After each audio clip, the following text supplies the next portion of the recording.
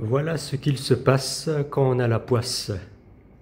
Mais quand on est flexible, on sait rebondir rapidement. Ok, je vais essayer de raconter ça rapidement.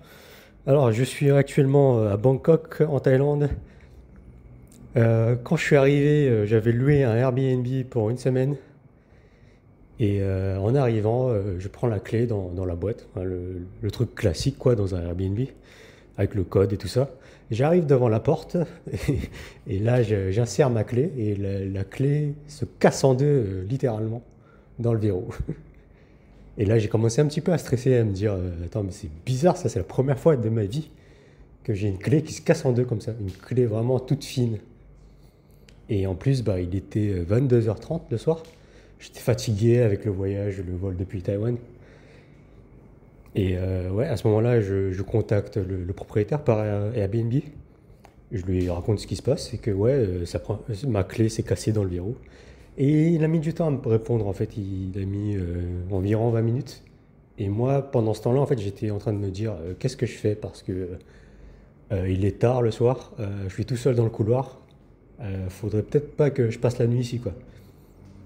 Et sur le coup, je me suis dit, bon, bah, je vais réserver un autre hôtel au dernier moment.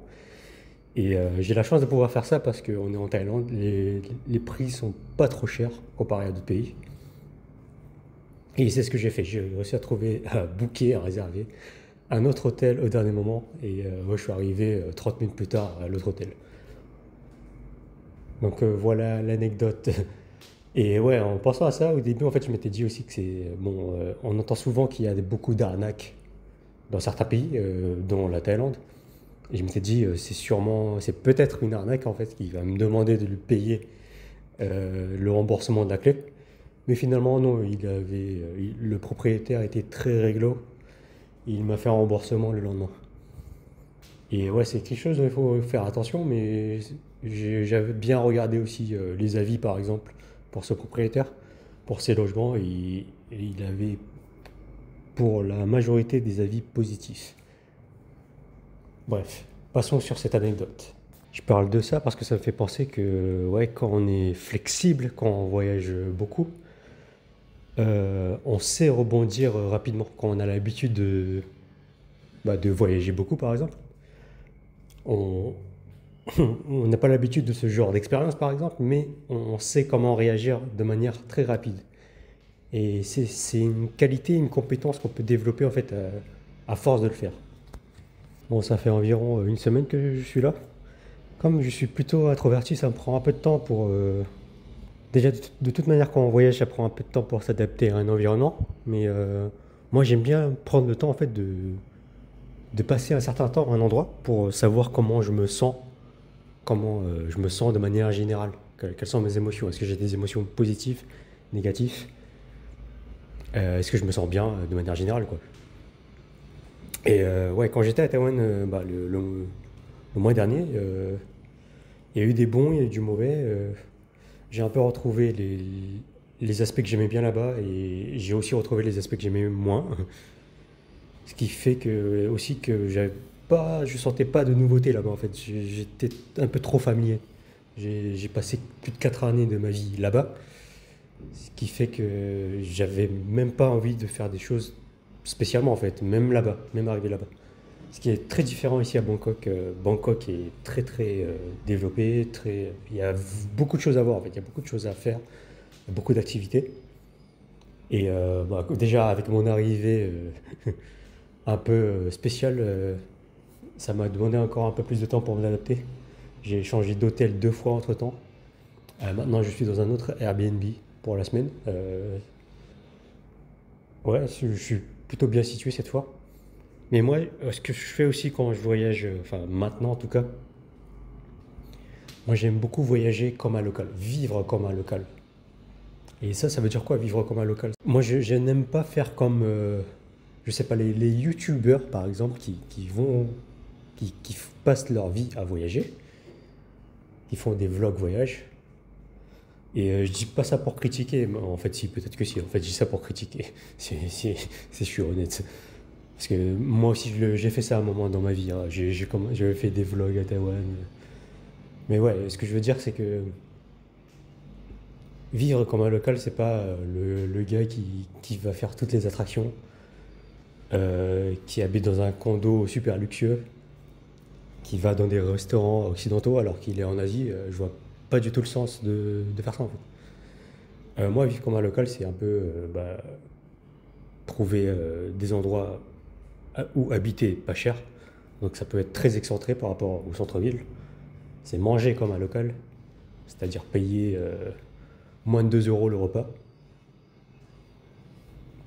Prendre des transports comme un local, ce qui est aussi très très différent en Thaïlande, à Bangkok. Si tu fais ça comme un local, tu vas prendre un bus très local, hein. Les bus les plus locaux ici, c'est les sortes de petits bus. Enfin ça, je sais pas trop comment les prendre parce que c'est des sortes de vannes en fait où tu montes à l'arrière.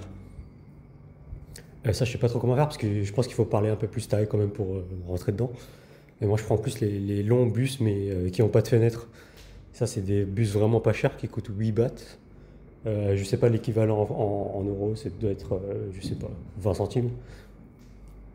Sinon, tu as les bus, ou sinon, tu les bus un peu plus au-dessus, au niveau de la qualité, avec la clim, qui sont plus autour de 14 bahts. Ça fait 40 centimes environ. Ouais. Et ouais, donc, ouais, ce que je veux dire, c'est que vivre comme un local et vivre comme je sais pas, un expatrié ou un voyageur, un touriste, c'est totalement différent. Et c'est un peu ce que j'ai expérimenté là, ma première semaine à Bangkok. J'étais dans un hôtel au début très excentré, ce qui fait que pour aller dans le centre-ville, ça me prenait une heure et demie pour arriver. J'étais dans un autre hôtel par la suite qui était un peu plus proche, mais à l'hygiène un peu douteuse. C'est-à-dire que j'y suis resté 3 nuits et au total j'ai tué une dizaine de cafards. Ouais, ça paraît très sexy comme ça. J'ai tué une dizaine de cafards, il y avait des fourmis qui passaient un peu partout parfois, et d'autres insectes. Là je suis dans un Airbnb, une sorte de vieux bâtiment au 9e étage et je sais pas, il y a au moins 5 araignées dans la salle de bain. J'en ai tué 2 mais je laisse les 3 autres parce que je crois qu'ils vont bouffer les moustiques et tout le reste. On est dans un hygiène totalement différent d'un standard français, par exemple, d'un standard occidental.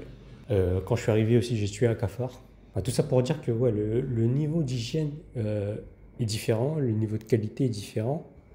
Mais c'est ça, en fait, vivre comme un local. C'est pas le gars qui arrive comme ça et qui dit ouais, moi je peux vivre pour moins de 1000 euros par mois, ou je peux vivre pour 1500 euros par mois dans un hôtel 4 étoiles. Bah ouais, tu peux. Mais c'est pas ça la vraie vie ici. Et moi, c'est ce que je préfère expérimenter en fait. Je vois pas l'intérêt de vivre comme un occidental, entre guillemets, à l'étranger, avec les mêmes critères. Tu n'as pas la même expérience. Et en même temps aussi, c'est parce que mon budget va suivre un peu la vie d'un local. Il faut savoir que je ne connais pas les chiffres exacts, hein, mais je crois que le minimum salarial pour un Thaïlandais, ça dépend sûrement des boîtes aussi, mais ça tourne plus autour des 500 euros. On est loin du SMIC français. Mais ouais, sinon, ce manque d'inconfort, ce sentiment un peu de manque d'hygiène, parce qu'il faut s'adapter à ça, il faut s'habituer, hein. Quand on est habitué à un standard de propreté, entre guillemets, français, occidental, ça demande du temps de s'adapter à une hygiène moins propre, on va dire, avec des insectes et tout ça. Mais après, bon, c'est le climat qui fait qu'il y ait plus d'insectes, par exemple, aussi. Il y a beaucoup de pollution aussi à Bangkok, ça, on en parle beaucoup dans les médias aussi. C'est très très fort, hein, on sent vraiment la fumée. Ça dépend des jours, mais j'ai l'impression que c'est un peu un jour sur deux. Ce qui fait que j'ai aussi acheté, je vais m'acheter des masques qui filtrent les particules 2.5, pour ceux qui connaissent. Enfin bref, et ouais, le fait d'explorer la ville aussi, le fait de presque mourir en fait, même quand tu prends un Grab, un taxi en moto, parce que tu circules sans casque. Je l'ai fait 2 fois, mais maintenant j'évite aussi, parce que c'est aussi un peu dangereux, mais faut savoir que bah, en même temps, ce côté un peu dangereux, ça te fait te sentir en vie. Et moi, je me sens plus vivant ici, paradoxalement, quand on est plus dans ce sentiment d'inconfort, bah, on se sent beaucoup plus vivant. Et c'est le sentiment que j'ai actuellement. Il y a beaucoup de choses voilà, où je manque de confort, hein, littéralement. Mais je m'en sens beaucoup plus en vie ici. Et je me sentais beaucoup moins en vie quand j'étais en France avant, hein, de manière générale. Pas tout le temps, hein, mais je me fais souvent la réflexion en fait. Mais quand je suis dans un endroit et que je me sens pas très bien, je me dis mais qu'est-ce que je fais ici en fait? Je suis dans une zone de confort et je ne fais rien pour en sortir. Et la routine s'installe et tous les jours sont un peu les mêmes. Et c'est là que la vie devient mais vraiment ennuyeuse en fait. C'est nécessaire en fait de trouver des choses qui nous stimulent. Pas toujours chercher de la nouveauté parce que si on cherche toujours de la nouveauté, bon, on ne sera jamais satisfait. Trouver un équilibre, mais pas comment dire, se conforter dans une certaine zone de confort où on n'apprend plus rien de la vie. Et c'est pour ça aussi que j'adore tellement voyager, ça nous fait sortir tellement de cette zone de confort où on pense tout savoir. Euh, le, pour moi, c'est pas possible en fait de juste rester en France en tout cas. Je peux pas rester avec des personnes par exemple comment dire, qui ne connaissent pas ce que c'est d'être en dehors de ça en fait. Parce que je remarque, plus je voyage, plus je remarque que les personnes les plus intéressantes pour moi, ou qui m'inspirent, ce sont les personnes voilà, qui ont des parcours différents, qui font des choses différentes, qui ont beaucoup voyagé aussi. Parce que voyager, ça ouvre vachement l'esprit sur le monde. Quand on passe sa vie en France et qu'on a très très très peu voyagé, ben, on pense tout savoir. Et quand tu vas t'immerger dans d'autres cultures, ça te met des claques et ça te remet en perspective sur des manières de penser, des manières de voir les choses. Et là, tu te rends compte que il n'y a pas une bonne manière de faire les choses. Et ça, ouais, ça remet carrément en perspective. Et sinon, dans la vie, j'ai l'impression qu'il y a généralement deux choix qui s'offrent à nous. Il y a la plupart des personnes vont suivre le premier choix qui est de faire le plus d'argent possible. Faire le plus d'argent possible pour améliorer la qualité de vie. Euh, je sais pas, acheter une maison, fonder une famille, prendre soin de ses proches. Et le choix numéro 2, qui est plutôt mon choix, qui est plus de suivre mes passions, faire ce que j'aime. Et je priorise ça plus que faire de l'argent. Même si je ne suis pas contre faire de l'argent, hein, mais c'est pas le truc le plus important pour moi. Sinon, je serais pas professeur de français, hein, parce que bah, professeur, de manière générale, on ne gagne pas beaucoup d'argent, hein, qu'on soit honnête. Mais ouais, ce que je veux dire, c'est que moi, je fais plus ce choix de la frugalité, de suivre mes passions, faire ce que j'aime et faire en sorte de dépenser le moins possible. Et c'est pour ça que je suis en Thaïlande actuellement. Je cherche un peu les endroits où je pourrais vivre avec le coût de vie le plus bas, où il n'y a pas besoin, voilà, d'avoir une vie extravagante, de dépenser énormément d'argent. Parce qu'il y a tellement de choses en fait dont on n'a pas besoin quand. Je sais pas moi, je me considère minimaliste, mais bon, je sais qu'il y a des gens qui sont beaucoup plus minimalistes que moi, hein, qui voyagent avec trois slips et un sac à dos. Moi, je me trimballe quand même une valise de taille moyenne. Mais je suis assez satisfait quand même, parce qu'il y a beaucoup de changements dans ma vie. Je pense qu'il y a 10 ans, je pourrais pas vivre de cette manière-là. Je me trimballe une valise, mais elle pèse juste 13-14 kilos, je crois. La dernière fois où j'ai pris un vol, c'était 13-14 kilos. Ouais, moi j'aime beaucoup faire ce choix de la simplicité. Après, avec tout ça, bah, il y a un petit moment, bah, j'ai eu la trentaine et je crois que ça m'a un peu suivi tout ça parce que je crois que j'ai fait un petit peu une sorte de crise existentielle, hein, si je regarde bien, où je me posais beaucoup de questions dans ma vie, qu'est-ce que je veux vraiment dans ma vie?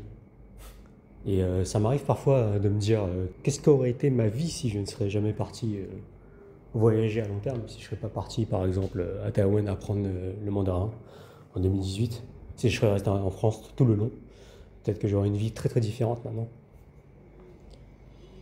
Même si ce type de questionnement n'aide pas beaucoup, on a tous ce type de questionnement, je pense, quand on cherche au moins un sens à sa vie.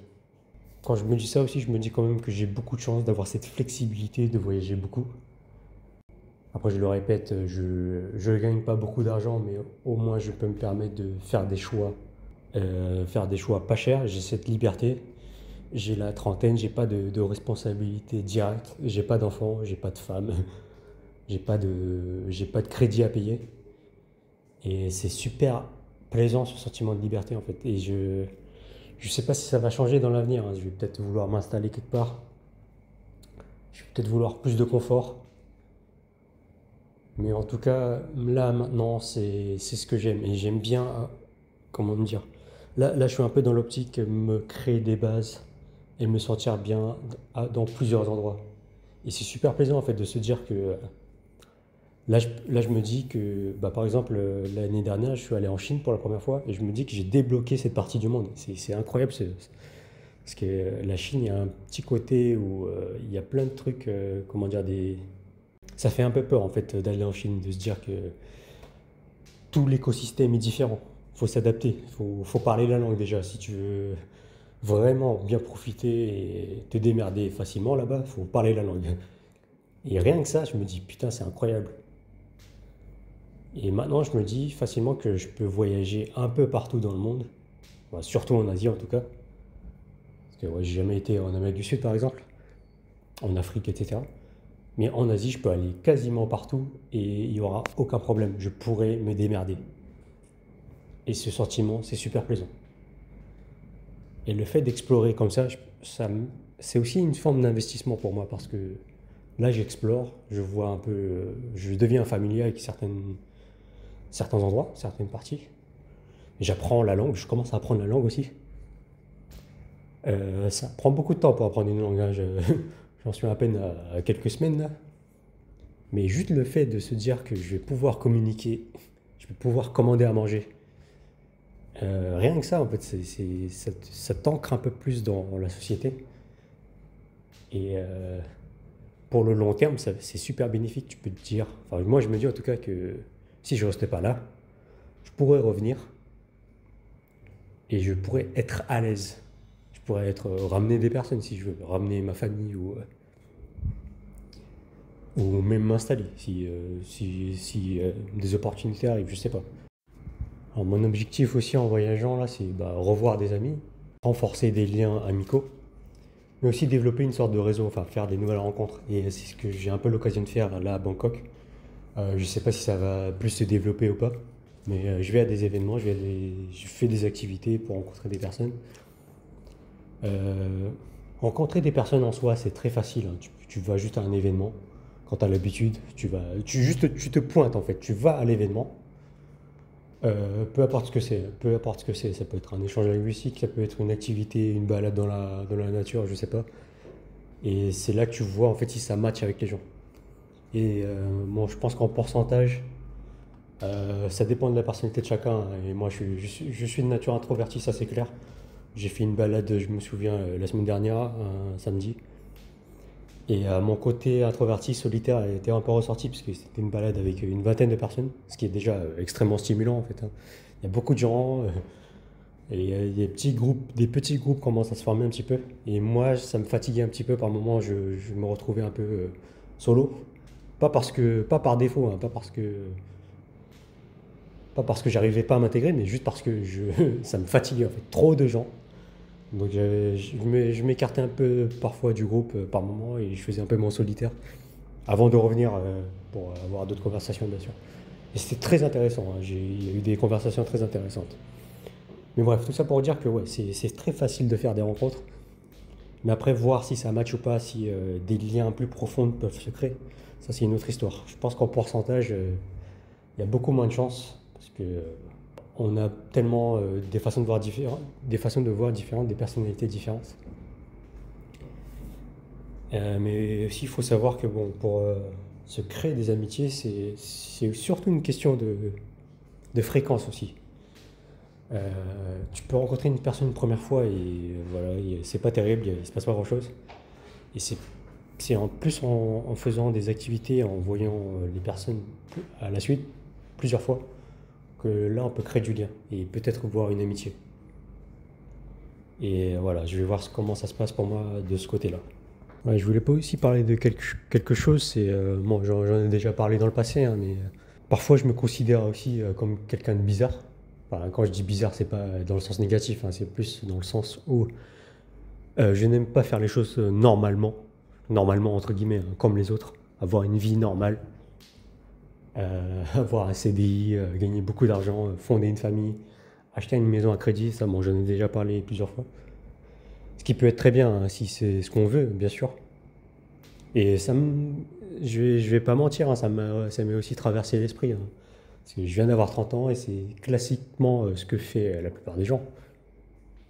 Mais voilà, le fait de voyager là, d'être dans un autre pays, ça me rappelle aussi que les gens qui m'inspirent, voilà, c'est pas le schéma classique, c'est les personnes qui font des choses différentes, qui sont vues comme des personnes bizarres. Ça m'inspire plus, par exemple, quelqu'un qui se déconnecte totalement de la technologie, qui va vivre dans une ferme avec ses vaches. Ça m'inspire beaucoup plus que quelqu'un qui travaille dans une grosse boîte et qui gagne des millions. Comment dire, ça m'intéresse beaucoup moins. Il y a plus ce côté simplicité, nature, qui m'inspire beaucoup plus ce côté, ouais, simplicité et liberté, pas dépendre de quelqu'un. Même si tu dépends toujours de quelque chose, cette dépendance peut être différente selon bah, ce que tu fais. Voilà, après, voilà, dernière réflexion, je me répète assez souvent la même chose, j'ai l'impression. C'est peut-être mon côté solitaire qui fait que je me répète ça, c'est que ça a du bon comme du mauvais, hein, mais dans la réalité de ce monde, tout le monde s'en fout de toi. Ah ouais, je le dis un peu de manière cash, clairement, mais ouais, chacun se préoccupe de soi en fait dans la vie. C'est pas nouveau, hein, je t'apprends rien, hein. Mais plus j'avance dans la vie, plus je me rends compte de ça en fait. C'est que on est tellement, tout le monde est tellement égoïste en fait. Faut pas se leurrer, hein. Bien sûr, bah, tu as ta famille, tu as des amis qui vont se soucier de toi, mais je parle pas de ça là, je parle plus dans le sens où ouais, ouais, chacun a ses propres problèmes, chacun a sa propre vie. Donc la priorité de chacun, c'est pas toi. La priorité de chacun, c'est soi-même. Et donc, ouais, grosso modo, tout le monde s'en fout de toi. Dans le sens où tu peux voir ça en fait comme une libération. Tout le monde s'en fout de toi. Donc, bah, prends soin de toi déjà, de base, parce que personne ne va prendre soin de toi pour toi. Personne ne va t'aimer à ta place. Personne va, comment dire, personne va combler le manque d'amour que tu as pour toi-même à ta place. Et ouais, voilà, à partir du moment où on s'en fout de toi, bah, décide juste de kiffer ta vie en fait. Décide juste de faire tes propres choix pour ta vie. Euh, ouais, laisse pas les autres décider de ta vie pour toi. Peu importe si on te soutient pas dans ta vie. Enfin, je ne dis pas de faire des choix totalement dangereux ou quoi, hein, mais juste décide des choix importants dans ta vie toi-même. Parce que le pire dans la vie, c'est pas je sais pas, de vivre dans la misère ou dans la pauvreté. Le- la pire chose dans la vie, c'est d'avoir des regrets, de se dire j'ai eu cette occasion-là et je l'ai pas prise. J'aurais pu la foirer, mais j'ai rien fait à ce moment-là. Je suis resté dans cette putain de zone de confort. Et à partir du moment où tu sors de cette zone de confort, quand tu es dans cette zone d'inconfort, je parle pour moi en tout cas, je sais que c'est pas le cas pour tout le monde, mais tu te sens tellement plus vivant. La vie a tellement plus de sens pour toi. Voilà, j'utilise beaucoup de superlatifs là, de tellement et tout, mais je pense que c'est plus impactant si je dis ça de cette manière-là. Et je pense que c'est assez vrai. Ah, dernière chose aussi, concernant ma chaîne YouTube, j'ai noté que j'ai dépassé le millier d'abonnés il y a quelques semaines. Et comment dire, ça m'a fait aussi réaliser que ma chaîne YouTube ne sert d'un point de vue financier strictement à rien. Bon, j'ai eu quelques opportunités avec, mais sans rentrer dans le détail, mais globalement là, ça m'apporte rien. À part, enfin, ça m'apporte, comment dire, je peux pas dire que ça m'apporte rien. C'était mon support thérapeutique pendant quelques années, parce que je partageais des trucs très intimes et bah, c'était une forme d'expression pour moi. Mais ouais, je sais pas ce que je fais avec ma chaîne en fait. Depuis le début en fait, c'était un truc très personnel de toute manière. J'avais pas pour intention d'en faire un business, hein, de faire des millions de vues. Sinon, je ferais pas ça de cette manière-là. Je, je ferais des sujets plus intéressants ou, enfin bref, des choses voilà qui ne m'intéressent pas en fait, faire des choses plus mainstream. Mais ouais, juste dire, je parle juste de ça pour dire que ouais, être youtubeur c'est un vrai métier. Faut faire des vues, faut capter l'attention à chaque fois. Faut parler de sujets qui intéressent la plupart des gens. Ou faut faire en tout cas ça d'une forme différente.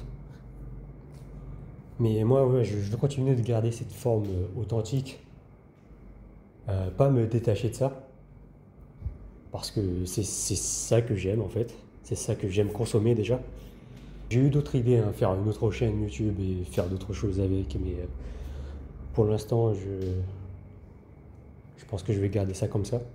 Bah, si tu m'as suivi jusqu'à là, bah, je te remercie. J'espère que tu apprécies le contenu que je partage. Et sinon, je vois pas pourquoi tu regardes mon contenu, hein. Ça, c'est le truc que je comprends pas, c'est les rageux en fait qui regardent des vidéos et qui posent des commentaires super rageux. Si t'aimes pas la vidéo, pourquoi tu regardes la vidéo? Ça n'a aucun sens, je trouve. Mais bref, en tout cas, merci si tu me suis. J'espère que ce que je raconte est un minimum intéressant pour ceux qui me suivent. Les très peu de vraies personnes qui sont super intéressées par ce que je raconte, la famille, quelques amis, et voilà, quelques spectateurs que je ne connais pas spécialement, que je ne connais pas directement, mais merci. Prends soin de toi, à plus.